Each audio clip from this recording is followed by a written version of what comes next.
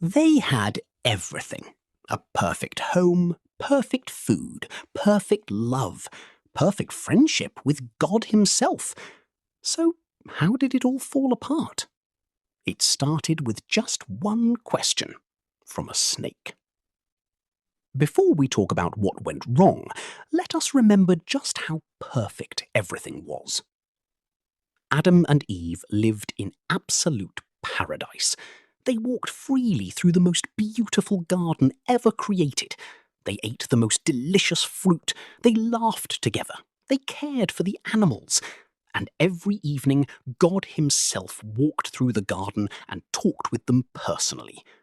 No pain, no shame, no fear, no sadness. Just pure, perfect, untouched life. But somewhere in that garden, hidden in the shadows of the trees, something dark was watching them, waiting, planning, and it was about to make its move. The serpent was clever, smarter than any animal in the garden. And it did not go to Adam first. It went straight to Eve. And the very first thing it did was ask a question. The serpent slithered toward Eve quietly, and it spoke. Did God really say you must not eat from any tree in the garden? Notice what the serpent did there. It twisted God's words. God had said they could eat from every tree except one. But the serpent made it sound like God had banned them from everything. It was a subtle lie, a small distortion, just enough to plant a seed of doubt in Eve's mind. And Eve stopped. She listened. She should have walked away. She should have called Adam. She should have called on God. But instead, she engaged with the serpent. And that was the beginning of the end. Then the serpent said 5 words, just 5 words, and those 5 words changed the entire course of human history forever.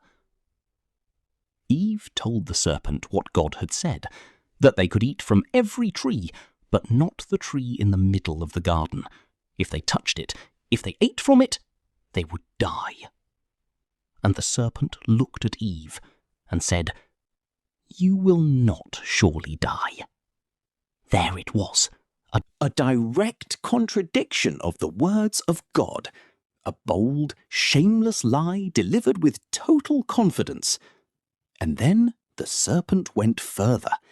It said, God knows that the moment you eat from that tree, your eyes will be opened. You will become like God, knowing good and evil. You will become like God. That was the hook. That was the trap. That was the lie wrapped in just enough truth to sound believable. And Eve looked at the tree. She looked at the fruit. It looked good. It looked delicious. It looked like it could make her wise. And she reached out her hand. She touched it. She took it. She ate it. And then she gave some to Adam. And in that single moment, everything that was perfect shattered. Eve took the fruit. She bit into it. And then she turned to Adam, who was right there beside her, and gave him some too. And Adam ate. The moment that fruit touched Adam's lips, something changed in the entire universe. Their eyes were opened, just as the serpent had said, but not in the way they had hoped.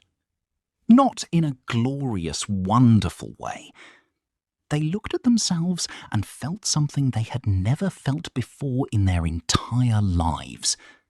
Shame. For the first time, Adam and Eve felt exposed, vulnerable, wrong. They quickly grabbed leaves and tried to cover themselves. And then, in the cool of the evening, they heard something that used to bring them joy. The sound of God walking through the garden. But this time, instead of running toward him with joy, they ran away and hid. Because everything had changed. everything was broken, and it could never go back to the way it was before. And then God asked a question. Just 3 words. The saddest 3 words ever spoken in the history of mankind. God called out through the garden, "Where are you?" Not because God did not know where they were. God knows everything. He asked because he wanted Adam to come forward, to face what had happened, to take responsibility. And slowly, trembling with shame and fear, Adam stepped out from hiding. He told God what had happened. Eve blamed the serpent. Adam blamed Eve.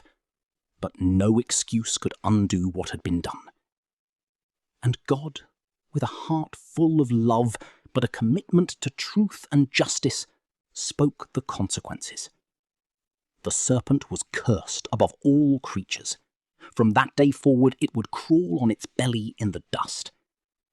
Eve would experience pain in childbirth, and life between men and women would become complicated and difficult.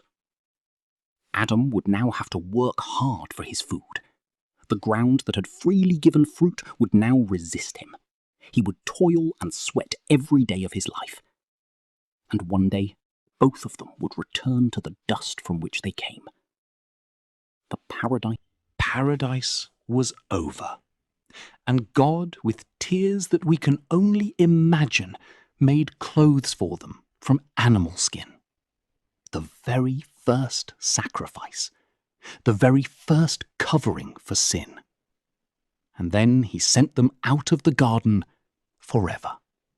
The gates of Eden closed behind them, and an angel with a flaming sword stood guard so they could never return. The most beautiful chapter of human history had come to an end.